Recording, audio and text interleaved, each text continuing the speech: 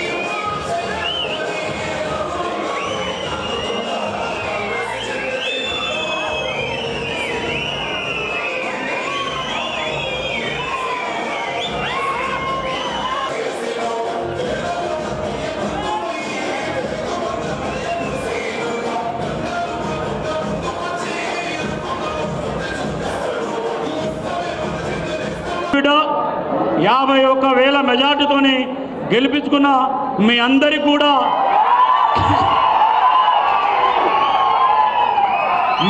కూడా ముఖ్య కార్యకర్తల సమావేశానికి వచ్చినటువంటి నా ప్రియ మిత్రులు, మధ్యాహ్నం 4 గంటల పార్టీ అధ్యక్షులు, బ్లాక్ అధ్యక్షులు, నా ప్రియ మిత్రులు, అలాగే ప్రింట్ మీడియా, ఎలక్ట్రానిక్ మీడియా సోదరులందరికీ పేరు పేరున ధన్యవాదాలు. నియోజకవర్గానికి రావాలి రావాలి అని కోరుకున్నారు. ఈరోజు మీ ముందొచ్చి నిలబడ్డాడు. మనలందరినీ కంటికి రెప్పలా కాపాడుకునేటువంటి సీనకు స్వాగతం సుస్వాగతం మీ అందరి తరఫున నేను తెలియజేస్తా ఉన్నా. మనం చూసాం, గత 10 సంవత్సరాలు తీవ్ర అణిచివేత గురయ్యాం. ఎన్నో కేసులు పెట్టిండ్రు. పక్కనున్నటువంటి వ్యవసాయ భూములు కూడా మన భూములను కబ్జా చేసుకొని నానా రకాల ఇబ్బందులు పెట్టినటువంటి బీఆర్ఎస్ నాయకులకు చర్మగీతం పాడే రోజు మనకు వచ్చిందని చెప్పేసి సభాముఖంగా మీకు తెలియజేస్తా ఉన్నా. మనం చూసాం, ఇందిరమ్మ రాజ్యం రావాలి, మన ప్రభుత్వం రావాలి. ఎందుకంటే పేదల ప్రభుత్వం వస్తేనే మనకు న్యాయం జరుగుతుంది. చివరి వరుసలో ఉన్నటువంటి మన పౌరులకు సరైన సంక్షేమ పథకాలు అందుతాయని చెప్పేసి మనం ఆ రోజు 10 సంవత్సరాల నిరీక్షణ, ఇప్పుడు కాంగ్రెస్ ప్రభుత్వం వచ్చింది. మనం స్వేచ్ఛాయుత వాతావరణంలో ఈరోజు మనం అందరం కదం తొక్కుకుంటూ రాబోయే రోజుల్లో ఎంపీ అభ్యర్థిగా పోరిక బలరాం నాయక్ గారిని నన్ను 51,000 మెజార్టీతో గెలిపించిండు. వారిని 70,000 మెజార్టీతో గెలిపించే బాధ్యత మీదని చెప్పేసి నేను సభాముఖంగా తెలియజేస్తున్నా. ఇప్పటికే కాంగ్రెస్ ప్రభుత్వం వచ్చిన 90 రోజుల్లోనే 5 గ్యారంటీలకు మనం అందరం రైలు పట్టాలు ఎక్కించినట్టుగా ఎక్కించినాం.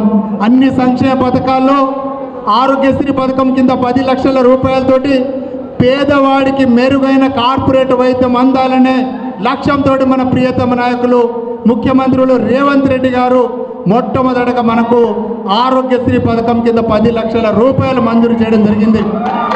అదేవిధంగా మహిళలకు ఆర్టీసీ బస్సులో ఉచిత ప్రయాణం. ఇప్పటి వరకు 30 కోట్ల మహిళల మంది ఆర్టీసీ బస్సులో ఉచిత ప్రయాణం చేశారు. అదేవిధంగా 200 యూనిట్ల వరకు ఉచిత విద్యుత్. మనకు 20 లక్షల మంది 30 లక్షల రూపాయలు ఉన్నటువంటి గ్యాస్ సిలిండర్ని మనం సబ్సిడీ రేట్లలో కేవలం 500 రూపాయలకే గ్యాస్ సిలిండర్ అందించబోతున్నాం. ఈ ఘనత మన ప్రియతమ నాయకులు ముఖ్యమంత్రి వర్యులు రేవంత్ రెడ్డి గారు, అలాగే ఉప ముఖ్యమంత్రి వర్యులు ఫైనాన్స్ మంత్రి వర్యులు బట్టి విక్రమార్క గారి ఆధ్వర్యంలో మన ప్రియతమ నాయకులు సోనియా గాంధీ గారు కోరుకున్నటువంటి ఈ గ్యాస్ సిలిండర్ ఈ పథకంలో చేర్చడం జరిగింది. లబ్ధిదారులందరికీ చివరి వరుసలో ఉన్నటువంటి పేదవాడికి అందే విధంగా ఈసారి అనేక సంక్షేమ పథకాలు చెందుతాయి. మనం అందరం కలిసి పనిచేద్దాం, కలిసికట్టుగా బలరాం నాయక్ గారిని గెలిపిద్దాం. అదేవిధంగా రాబోయే రోజుల్లో సంస్థాగత ఎన్నికలు, స్థానిక ఎన్నికలు ఉన్నాయి, సర్పంచ్ ఎన్నికలు, ఎంపీడీసీ ఎన్నికలు, జెడ్పీడీసీ ఎన్నికలు. ఈ ఎన్నికలన్నింటినీ మనం 95% కైవసం చేసుకుంటేనే మనకున్నటువంటి సంక్షేమ పథకాలు మన వారికి అందుతాయని చెప్పేసి సభాముఖంగా తెలియజేస్తున్నాం. మీరు నన్ను గెలిపించిండు. రాబోయే రోజుల్లో మనకున్నటువంటి ప్రతి ఒక్క ఎలక్షన్లో మనకున్నటువంటి కాంగ్రెస్ పార్టీ అభ్యర్థులను మీరు గెలిపించే విధంగా మీరు చర్యలు తీసుకోవాలని చెప్పేసి, అలాగా మన కార్యకర్తలు ఈ కష్టపడి మనకున్నటువంటి ఏ అభ్యర్థికి ఇచ్చినా కూడా మనం గెలిపిద్దామని ఆ రోజు మేము డోర్నకల్ మన మీటింగ్లో మనం చెప్పడం జరిగింది.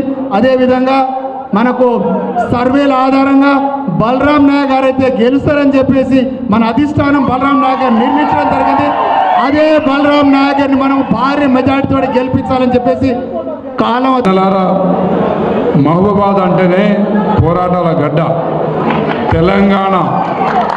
తెలంగాణ కావాలని మణుగూరు, కొత్తగూడెం, సింగరేణి నుంచి పిలుపునిస్తే తొలి ఉద్యమంలో బలోపేతం చేసిన గడ్డ మన మానుకోట గడ్డ. మళ్ళీ దశ తెలంగాణ ఉద్యమంలో ముఖ్య భూమిక పోషించి ఆంధ్ర నాయకులను రాళ్లతో జవాబిచ్చిన గడ్డ ఈ మానుకోట గడ్డ. అదే తెలంగాణ ఎంత బలంగా కోరుకున్నామో అదే తెలంగాణను నాశనం చేస్తుంటే తెలంగాణకు పట్టిన చీడ పీడ మరి గులాబీ దండును తరిమి కొట్టడానికి నిలబడ్డ సైన్యం మన మానుకోట గడ్డ. ఆ తర్వాత ప్రజాస్వామ్యాన్ని రక్షించడానికి, రాజ్యాంగ విలువల్ని కాపాడడానికి ఎన్నో పార్టీలు ఎండబడ్డా కానీ కాంగ్రెస్ పార్టీ అయితేనే ప్రజలకు న్యాయం చేయగలుగుతామని చెప్పేసి ఇటు సీనన్న ఇటు మీరు అందరూ సమిష్టిగా మరి కాంగ్రెస్ పార్టీ కోసం నిలబడి మరి మనం ఈరోజు ఉమ్మడి వరంగల్ జిల్లాలోనే అత్యధిక మెజారిటీలు ఇచ్చిన నియోజకవర్గాలు మహబూబాబాద్, డోర్నకల్, ఇల్లందు, పాలేరు. సీనన్న 60,000. అందుకే అన్న కూడా పెద్ద మనసుతో ఖమ్మం ఒకటే కాదు, నాకు వరంగల్ జిల్లా కూడా నాదే అని చెప్పేసి సీనన్న మన జిల్లాకు ఇన్ఛార్జ్ మంత్రిగా ప్రతి నిమిషం ఏ చిన్న సమస్య చెప్పినా కానీ వెంటనే స్పందించే మంత్రివర్యులు ఎవరైనా ఉన్నారంటే సీనన్న.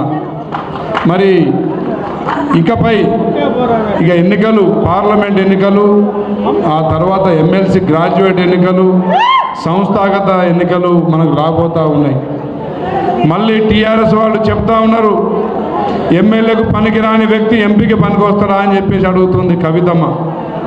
నేను కవితమ్మని అడుగుతున్నా, మీ అయ్య 36 సంవత్సరాలుగా మీ నాయన అండ చూసుకొని రాజకీయాల్లో మీరు వచ్చారు, కానీ బలరామ నాయక్ అనే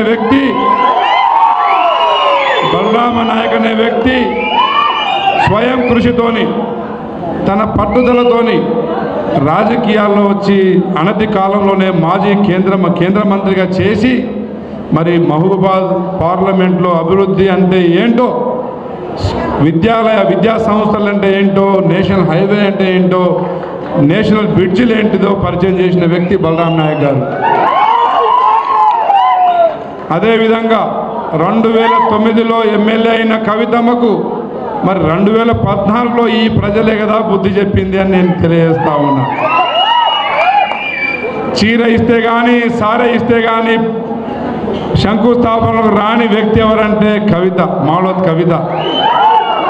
మహబూబాబాద్ మన పార్లమెంట్ మొత్తంలోనే అత్యధిక అవినీతి చేసిన నాయకురాలు ఎవరంటే మాలోత్ కవిత. ఇది మానుకోట బిడ్డలు మర్చిపోయినరా అని నేను అడుగుతా ఉన్నా. ఇది మర్చిపోయే ఘటనేనా? మహబూబాబాద్ టౌన్ మొత్తాన్ని, మహబూబాబాద్ పట్టణాన్ని రెండుగా విభజించి మరి తన స్వార్థం కోసం మరి మహబూబాబాద్ టౌన్ అభివృద్ధి వెనుకబాటు కారకురాలైంది మాలోత్ కవిత. వాస్తవం కాదా అని అడుగుతా ఉన్నా. అన్నలారా, గత 5-10 సంవత్సరాలుగా మానుకోటకు మరి ఒక మంత్రి, ఒక ఎంపీ, ఒక ఎమ్మెల్యే, మానుకోట జిల్లాలో మెడికల్ కాలేజీ పేరు మీద గవర్నమెంట్ ఆస్తుల్ని ప్రైవేట్ ఆస్తుల్ని ఏ విధంగా కొల్లగొట్టిరో దానికి సాక్షులు మీరందరూ కాదా అని అడుగుతున్నారు. ప్రశ్నిస్తున్న ఒక సొంత పార్టీ కౌన్సిలర్ని హత్య చేయించి మరి ఒక గిరిజనని చూడకుండా ఒక గిరిజన కౌన్సిలర్ని చంపేసిన మరి టీఆర్ఎస్ పార్టీ వారికి బుద్ధి చెప్పాల్సిన బాధ్యత మనమందరి మీద ఉందా లేదా? ఒకసారి గిరిజనుల పేరు చెప్పుకొని గిరిజన రిజర్వేషన్ వాడుకొని అక్కడ తండ్రి ఇక్కడ కూతురు ఒకరు గుడిని మింగేడైతే ఇంకొకరు గుడి లింగాన్ని మింగే రకం మనుషులు వీళ్ళు. తండ్రి గుడినే మింగితే తండ్రి లింగాన్ని మింగితేనే గుడినే మింగుతుంది. మరి అలాంటి నాయకురాలకి మరి ప్రజలు ఈసారి ఏ విధంగా సమాధానం చెప్పాలో మీరే ఒకసారి గట్టిగా ఆమె ఆత్మవిమర్శ చేసుకోవాలి. ఈరోజు కేంద్రంలో మోడీ రాముణ్ణి ముందు పెట్టి రామాలయాన్ని ముందు పెట్టి మళ్ళీ అధికారులు రావాలని చెప్పేసి కుట్రలు చేస్తూ ఉన్నారు. గత ఎన్నికల్లో పుల్వామా దాడిని ముందు పెట్టి ఈ ఎన్నికల్లో రామ మందిరాన్ని ముందు పెట్టి మతాన్ని ముందు పెట్టి ప్రజల మధ్యలో చిచ్చు పెట్టి ప్రజాస్వామ్యాన్ని ఖూని చేసి మరి మన ప్రైవేట్ ఆస్తులు ప్రభుత్వ ఆస్తులన్నీ ప్రైవేటుగా అమ్మేసి కేవలం రామ భజన కృష్ణ భజన అని చెప్పేసి మోడీ మోసం చేస్తుంటే పేద బడుగు బలైన వర్గాల కోసం కాశ్మీర్ నుండి కన్యాకుమారి దాకా పాదయాత్రలో ఒక యువరాజుగా పుట్టిన రాహుల్ గాంధీ గారు మరి పాదయాత్రతోని ప్రజలను మరి ఐక్యం చేస్తూ అదేవిధంగా ప్రజల్ని మేల్కొల్పుతూ ఈరోజు భారతదేశం మొత్తం భిన్నత్వంలో ఏకత్వం అని చెప్పేసి రాహుల్ గాంధీ గారు ప్రజల్ని ఏకం చేస్తుంటే మతాల పేరుతోని మోడీ గారు చిచ్చులు పెట్టి ప్రజల్ని విభజించే పనులు చేస్తూ ఉన్నారు. మరి ఈ రాబోయే ఎన్నికలు రాహుల్ గాంధీ గారిని ప్రధాని చేసే ఎన్నికలు, మోడీ గారిని గద్దె దింపే ఎన్నికలు ఇవి. కాబట్టి అన్నలారా ఈ 45 రోజులు 2 నెలలు ప్రతి ఒక్కరూ సైనికుల్లాగా మీ ఉత్సాహం చూస్తుంటే బలరాం నాయక్ గారు కూడా 3.5 లక్షల మెజార్టీతో గెలవబోతున్నట్టు కనబడతా ఉంది. 20 సంవత్సరాల నుంచి ఫస్ట్ ఎంపీగా అయినప్పటి నుంచి సెంట్రల్ మినిస్టర్ అయిన కాడ నుంచి మీతోనే మైపాదులోనే ఉంటున్నాను. మీ తోడుకో నీడకో మీ నీడలో ఉంటున్నాను, మీ అడుగు జాడలో ఉంటున్నాను. కాబట్టి ప్రతి ఒక్కటి కూడా ఈ పార్లమెంట్లో నాకు చేతనైనంత వరకు కాంగ్రెస్ పార్టీని జోలి పెట్టి అడిగించి మీకు తీసుకొచ్చి ఇచ్చాను. మీకు మామూలు కింది నుంచి లెక్క పెడితే రోడ్స్ కానివ్వండి, బ్రిడ్జిలు కానివ్వండి, ఏకలవ్య స్కూల్స్ కానివ్వండి, కేంద్ర విద్యాలయం కానివ్వండి. ఆ రోజుల్లో జిల్లా లేనప్పుడు కూడా ఇక్కడ తెచ్చి కేంద్ర విద్యాలయం తెచ్చాను మైపాద్లో. పాస్పోర్ట్ ఆఫీస్ కాడికి వెళ్ళి తీసుకొచ్చి ఇచ్చాను. ఇక్కడ కస్తూర్బా స్కూల్స్ కానివ్వండి, ఇవన్నీ కూడా రోడ్స్, బ్రిడ్జిలు, హాస్పిటల్స్ అన్ని ట్రైన్లు ఆపాను. ఈవెన్ కే సముద్రంలో కూడా శాతవానం కాడికి వెళ్ళి ఆపాను. దాని తర్వాత మీకు ఇజ్జత్ పాసులు చదువు కొరకు వరంగల్కు లేదు ఇజ్జత్ పాసులు కూడా తెచ్చిచ్చాను మీకు. అది కూడా పార్లమెంట్లో ప్రైమ్ మినిస్టర్ గారికి అడిగి నేను అది పర్మిషన్ తీసుకొచ్చి ఇచ్చాను. ఆ రోజుల్లో మమతా బెనర్జీ గారు రైల్వే మినిస్టర్గా ఉండే. కాబట్టి ఇవన్నీ కూడా మన హయాంలోనే తీసుకొచ్చాం. టీఆర్ఎస్ పార్టీ వచ్చిన తర్వాత సీతారాం నాయక్ గారు, కవిత గారు ఏదైనా తట్టెడు మట్టి పోశారా? ఏదన్నా తీసుకొచ్చారా? ఏదైనా తీసుకొచ్చి ఇచ్చారా? కాబట్టి వారు చేసింది ఏమీ లేదు.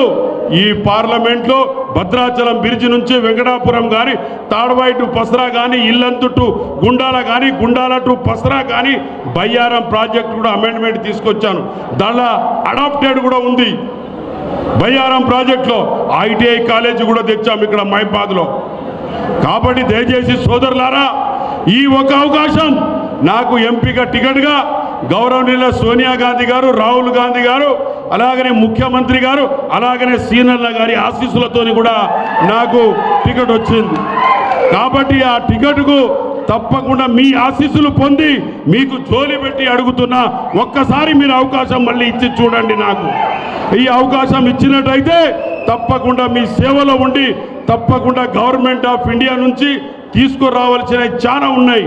అవన్నీ కూడా మీకు వారి ఆశీస్సులతోని, సీనన్న గారి ఆశీస్సులు, గౌరవనీయుల ముఖ్యమంత్రి గారి ఆశీస్సులు, అలాగనే ఆ క్యాబినెట్లు ఉన్న అందరి కూడా, ముఖ్యంగా మన ఇద్దరి ఆశీస్సులతోని, అలాగనే సోనియా గాంధీ, రాహుల్ గాంధీ, అలాగనే ఖర్గే సాబ్ గారి ఆశీస్సులతోని తప్పకుండా మీకు తప్పకుండా నేను ఎన్నో పథకాలు తీసుకొచ్చి నేను ఇవ్వగలుగుతానని నాకు ఒక ధైర్యం ఉంది.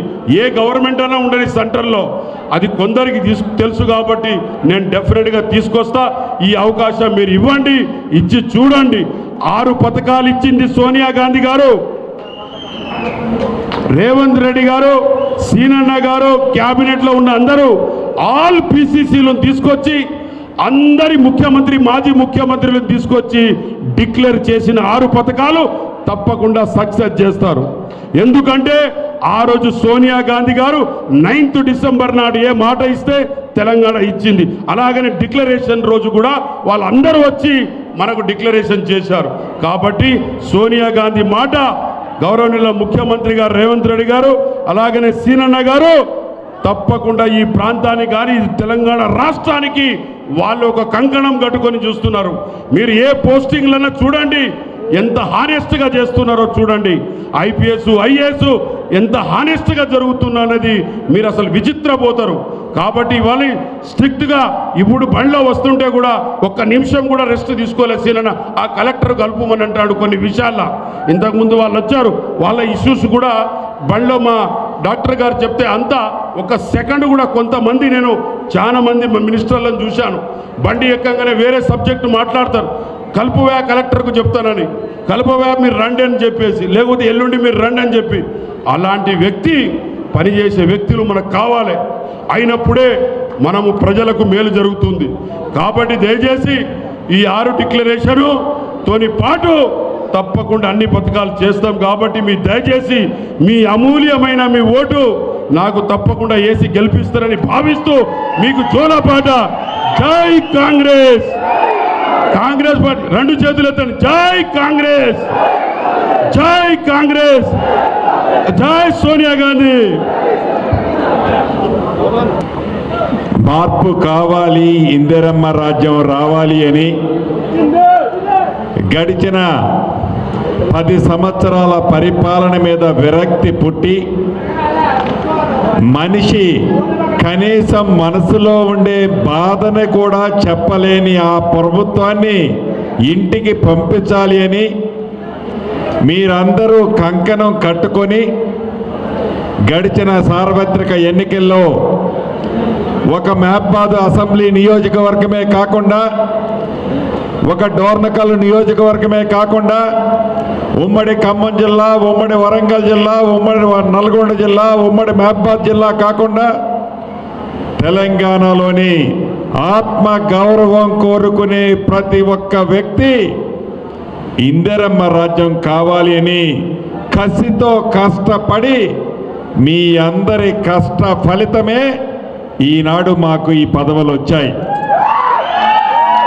మేము పాలకులము కాదు, సేవకులము అని గౌరవ ముఖ్యమంత్రి రేవంత్ రెడ్డి గారు మేమందరం గౌరవంగా చెప్పుకుంటాం.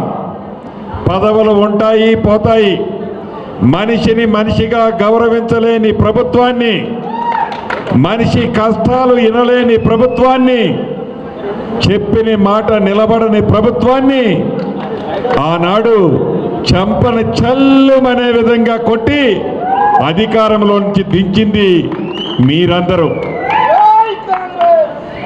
ఆనాడు శ్రీమతి సోనియా గాంధీ గారు, రాహుల్ గాంధీ గారు, ప్రియాంక గాంధీ గారు, ఖర్గే గారు ఏవైతే అభయ హస్త కార్యక్రమం ద్వారా 6 గ్యారంటీలు మీ ఇంటికి చేర్స్తానని చెప్పి ప్రభుత్వం వచ్చిన మొదటి వారంలోనే ప్రజా పాలన కార్యక్రమం ద్వారా ప్రభుత్వాన్ని మీ ఇంటి వద్దకు పంపించి మీ మనసుల్లో గడిచిన 10 సంవత్సరాల నుంచి ఏవైతే బాధలున్నాయో, కష్టాలున్నాయో, మీ కోరికలు ఏవైతే ఉన్నాయో లిఖితపూర్వకంగా తీసుకొని వాటన్నిటినీ భద్రపరిచి యుద్ధ ప్రాతిపదిక మీద మీకు ఇచ్చిన కార్యక్రమాలని మీ ప్రభుత్వం, ఇందిరమ్మ ప్రభుత్వం ఈనాడు మీకు అందిస్తుంది. ప్రభుత్వం ఏర్పడిన 48 గంటల్లోనే 6 గ్యారంటీల్లోని 2 గ్యారంటీల్ని మీ ఇంటికి చేర్చిన ప్రభుత్వం మీరు ఎన్నుకున్న ప్రభుత్వం ఇందిరమ్మ ప్రభుత్వం. నా ఆడబిడ్డలు ఇందాక మిత్రులు చెప్పినట్లు ఇప్పటి వరకు ఆర్టీసీ బస్సులో రూపాయి చెల్లించకుండా 29 కోట్ల మంది ఆడబిడ్డలు ఈనాటి వరకు ప్రయాణం చేశారు. అంతేకాదు పేదవాడికి జబ్బు చేస్తే మంచి వైద్యం చేయించుకోలేక ఇబ్బంది పడుతున్న ఈ తరుణంలో రాజీవ్ ఆరోగ్యశ్రీ కార్యక్రమం ద్వారా మీ ప్రభుత్వం ఇందిరమ్మ ప్రభుత్వం 10 లక్షల రూపాయలు పేదవాడి వైద్యం కోసం ఈనాడు ఇస్తుంది. అంతేకాదు 70 రోజులు నిండక ముందే ఏదైతే నా ఆడబిడ్డకి 500 రూపాయలకే గ్యాస్ ఇస్తామని చెప్పి ఇచ్చిన ప్రభుత్వం మీ ప్రభుత్వం ఇందిరమ్మ ప్రభుత్వం. అంతేకాదు పేదవాడికి 200 యూనిట్లు కరెంటు ఉచితంగా ఇస్తామని చెప్పి ఇచ్చిన ప్రభుత్వం మీ ప్రభుత్వం. చిట్ట చివరికి కేబినెట్లో హౌసింగ్ మంత్రిగా ఉన్న నేను ఆ భద్రాచలం రాముల వారి సన్నిధిలో 2 రోజుల క్రితం మీ గుండెల్లో ఉండే ఇందిరమ్మ ఇళ్ల కార్యక్రమాన్ని ప్రారంభించుకున్నాం. ఉమ్మడి ఆంధ్రప్రదేశ్లో దివంగత నేత రాజశేఖర రెడ్డి గారు ముఖ్యమంత్రిగా ఉన్నప్పుడు ఒక్క తెలంగాణ రాష్ట్రంలోనే సుమారు 17 లక్షల ఇళ్ళు ఇందిరమ్మ ఇళ్ళు కట్టించిన ప్రభుత్వం ఇందిరమ్మ ప్రభుత్వం. అటువంటి ఇందిరమ్మ ప్రభుత్వాన్ని ఈనాడు మీరు మళ్ళీ తీసుకొచ్చుకున్నారు. అదే పద్ధతిలో రాబోయే 5 సంవత్సరాలలో ఏ ఊళ్ళో కూడా పేదవాడు ఇల్లు కావాలి అని అడగకుండా ఉండే విధంగా ఈ ప్రభుత్వం మొదటి సంవత్సరం కింద 4,50,000 ఇల్లు మీ అందరికీ 5 లక్షల చొప్పున ఇళ్ల స్థలము ఉన్న వారికి మొదట విడతగా ఈనాడు ఇస్తుంది. వచ్చే సంవత్సరం ఇళ్ల స్థలము లేని వారికి ఇళ్ల స్థలముతో పాటుగా 5 లక్షల రూపాయలు ఇచ్చే కార్యక్రమాన్ని కూడా చేపట్టబోతుంది. రాబోయే 5 సంవత్సరాల్లో ఆనాడు ఎలా అయితే ప్రతి ఊళ్ళో కావాల్సిన వాళ్ళందరికీ ఇందిరమ్మ ఇల్లు ఇచ్చామో ఇది ఇందిరమ్మ ప్రభుత్వంలో రాబోయే 5 సంవత్సరాలలో తప్పకుండా ప్రతి ఊళ్ళో ఇల్లు నాకు కావాలి అని అడగనంత వరకు ఇల్లు ఇచ్చే కార్యక్రమాన్ని చేపట్టబోతున్నాం. అంతేకాదు నా తమ్ముళ్ళకి ఇందిరమ్మ రాజ్యం వస్తే మొదటి సంవత్సరంలో 2 లక్షల ఉద్యోగాలు ఇస్తామని చెప్పాం.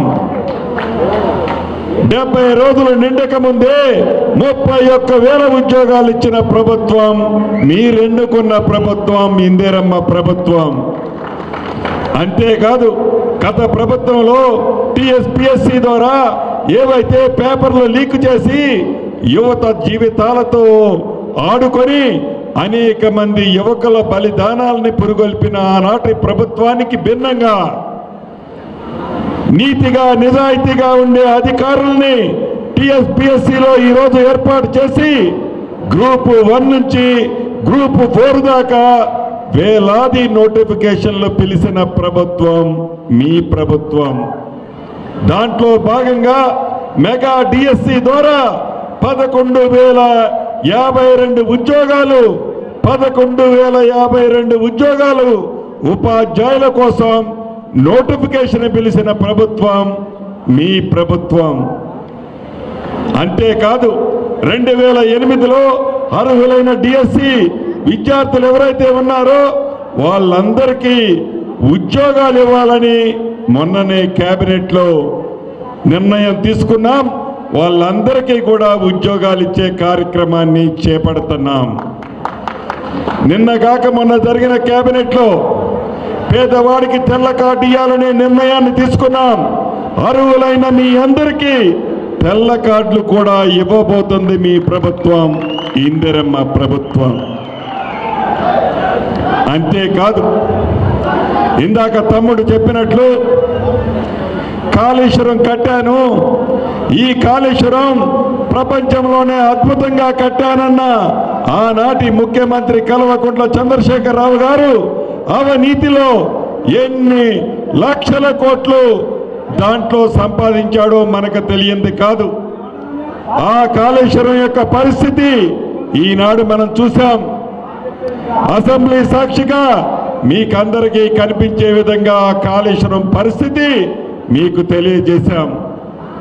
ఈ కాళేశ్వరం వల్లే, గత ప్రభుత్వం చేసిన తప్పుల వల్లే ఈనాడు నా రైతన్నలకి మీ ఇందిరమ్మ ప్రభుత్వం నీళ్ళివ్వలేకపోతుంది తప్ప, మనం వచ్చింది ఎప్పుడు డిసెంబర్ 9వ తారీఖు నాడు.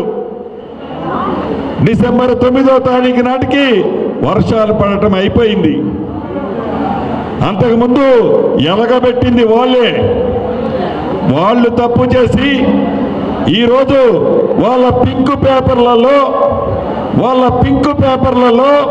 వాళ్ళ తొత్తులతో ఆ అరాచకమంతా కాంగ్రెస్ చేసిందని పేజీల్లో వేసుకుంటున్నారు. ప్రజలకు అంతా నిజం తెలుసు. కాంగ్రెస్ పార్టీ ఇందిరమ్మ రాజ్యం అధికారంలోకి వచ్చిందే డిసెంబర్ 9న. అంతకుముందు ఎలగబెట్టింది మీరే. మీరు చేసిన పాపాలే ఈనాడు ఈ రైతన్నలకు శాపాలుగా మారాయి తప్ప కాంగ్రెస్ పార్టీ వల్ల కాదు అనేది ఒక్కసారి మీరు ఆత్మ పరిశీలన చేసుకోవాలి. నిన్న మధ్యాహ్నం నుంచి డ్రామా చూశాం. నేను కొట్టినట్టు చేస్తాను, నువ్వు ఏడ్చినట్టు యాక్టింగ్ చేయమని కేంద్రంలో ఉండే బీజేపీ పార్టీ, మొన్నటిదాకా అధికారంలో ఉన్న బీఆర్ఎస్ పార్టీ రెండు తోడు దొంగలనేది నిన్న మనకి అర్థమైంది. నిజంగా మీకు చిత్తశుద్ధి ఉంటే ఎన్నికల షెడ్యూల్ ఈరోజు వస్తుందని తెలిసి కవిత గారిని నిన్నెందుకు అరెస్ట్ చేసినట్టు సంవత్సరం క్రితం మీ చిత్తశుద్ధి ఉంటే సంవత్సరం క్రితమే మీరు అరెస్ట్ చేసి ఉండేవారు. ఎన్నికల లబ్ధి కోసం, ఎన్నికల్లో లబ్ధి పొందడం కోసం, కాంగ్రెస్ మీద బురద చల్లటం కోసం, సానుభూతి సంపాదించడం కోసం, రాజకీయ డ్రామా కోసం నిన్న సాయంత్రం శ్రీమతి కవిత గారిని అరెస్ట్ చేశారు. మీ చిత్తశుద్ధి ఏమిటో ఇక్కడే కనిపిస్తుంది అనేది యావత్ తెలంగాణ బిడ్డలకు తెలుసు.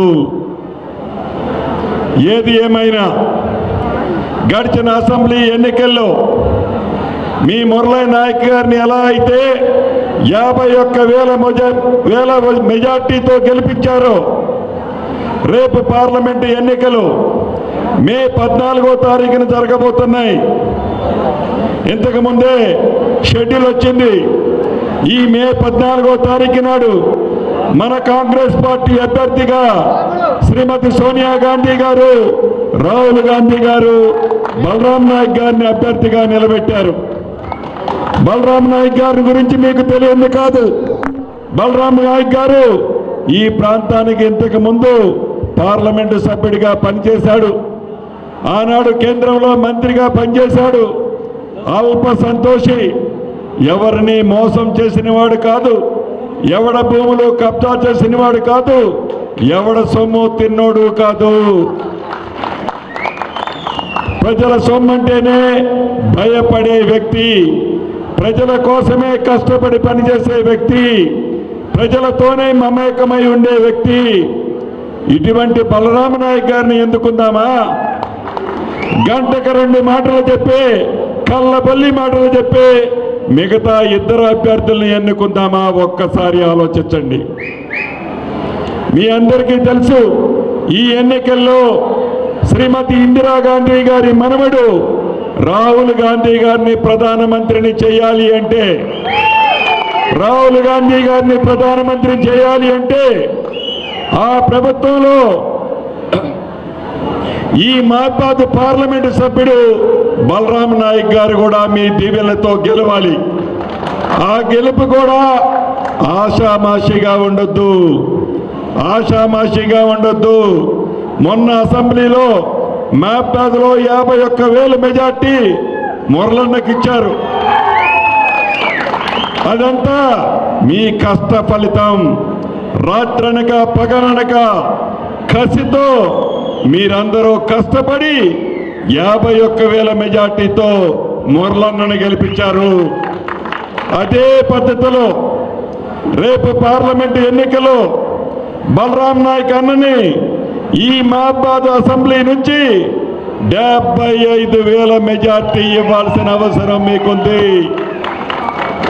కానీ విని ఎరగని మెజార్టీతో రేపు పార్లమెంటుకి బలరాం అన్నని మనందరం కలిసి పంపించాలి.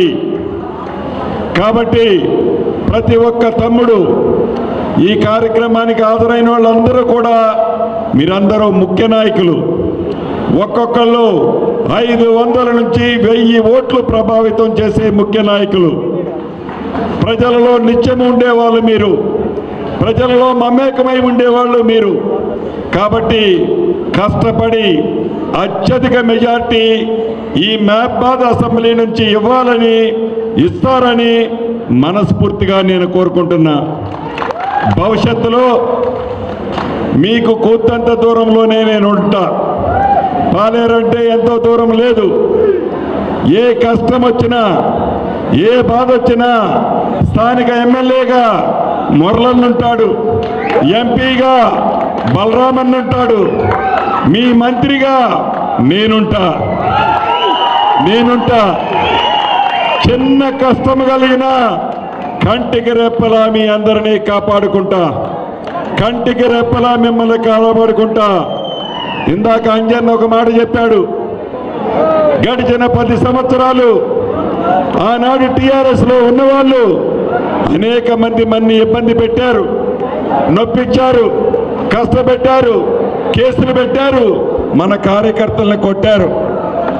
ప్రభుత్వం వచ్చిన తర్వాత మళ్ళీ వాళ్ళందరూ మనలో కలవాలి అని చూస్తున్న మాట వాస్తవం. ఒక్క మోతాదు నియోజకవర్గంలోనే కాదు, రాష్ట్రంలో అన్ని నియోజకవర్గాల్లో ఇదే పరిస్థితి ఉంది. కానీ ఒకటైతే మీకు హామీ ఇస్తున్నా, తొందరపడి ఏ గ్రామంలో ఏ ఒక్క కార్యకర్తని, కాంగ్రెస్ అభిమానిని నొప్పించే వాళ్ళని ఎవరిని కూడా చేర్చుకునేది ఉండదు. చేర్చుకునేది ఉండదు.